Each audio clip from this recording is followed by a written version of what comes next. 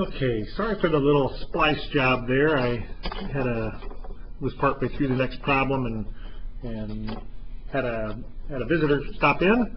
So let's pick it up from this last problem, and we are just using concavity test. Actually, I'm not on that problem at all. I'm on example 3, the last problem here, where we're supposed to find all inflection points of the function. So inflection points can occur when the second derivative is 0. Let's go back to our front page on this. Let's see. A point where the graph of a function has a tangent line and where the concavity changes is a point of inflection. So we need to consider inflection points can occur when the second derivative is 0 or the second derivative is non-differentiable. So we've got to find our second derivative. I'm going to go ahead and rewrite this as plain old y equals x to the 4/3 distribute. Otherwise, I got to use product rule twice, or at least twice.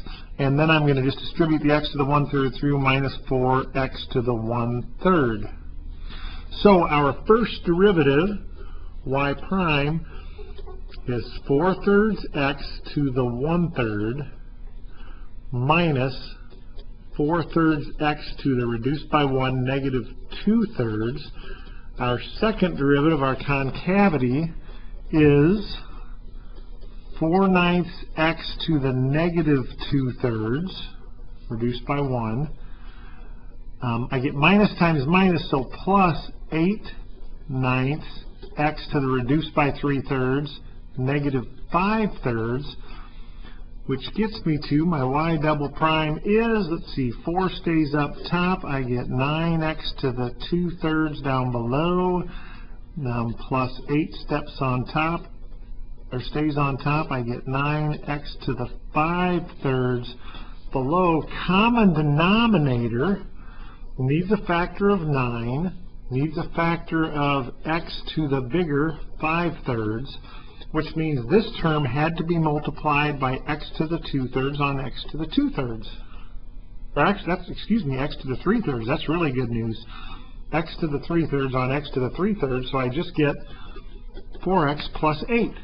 So we are interested at where 4x plus 8 equals 0 for certain. 4x plus 8 equals 0. That happens when x equals negative 2. And we're interested in x equals 0 because that is a non-differentiable point that exists on the original function. We can't find the second derivative of 0. So not sure exactly what's happening with the point with the concavity at that point. So I've got points at to consider at, let's do this, y double prime. Actually, do we need to do that? Let's take a look. Y double prime, I've got points to consider perhaps at x equals 0 and at negative 2.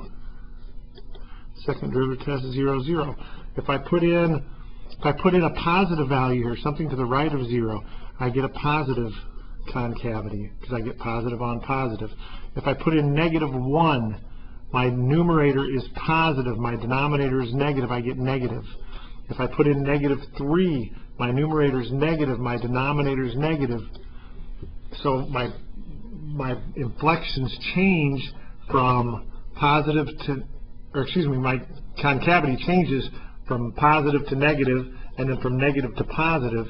So those points occur at f of 0 is 0 and f of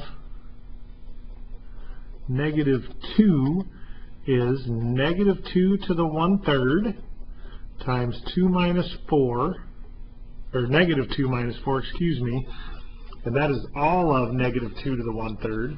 But the negative survives the 1/3 times negative 6. Negative times negative cancels, but I can't take 6 times 2, but it is positive 6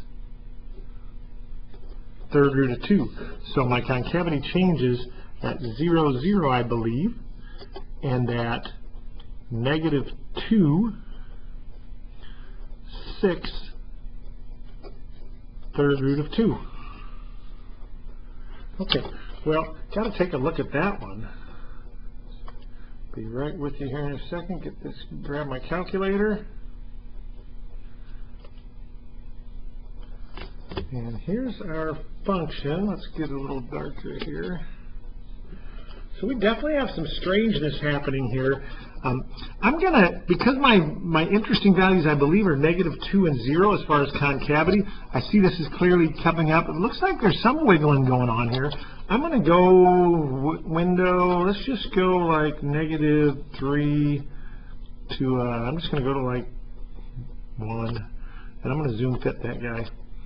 Just guessing at this right now. I mean, we may have to zoom box, do some things there.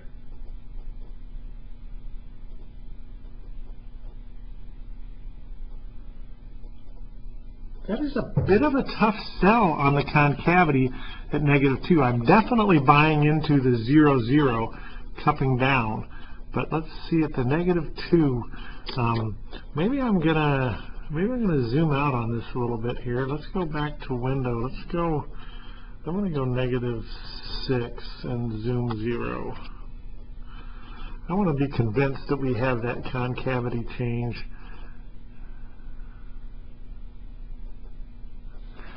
And I am starting to believe a little bit. It sort of looks like this is curving down, or this is concave up, and then we definitely get into a concave down. If you don't buy that this is concave up for a bit, let's just do this. Sometimes it's a tough sell.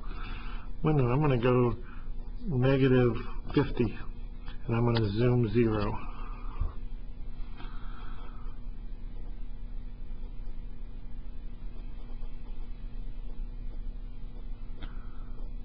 Oh, we definitely have a concave up portion of the graph here before it becomes concave down. You can certainly see that happening right through here. So at least somewhat believable there. There's more confirmations we can do, and we may end up taking these types of tests, and we're going to and adding some non-negotiable steps to them. But the second derivative primarily is something that we might add to our previous non-negotiables. So hope that's helpful for you, and stay tuned.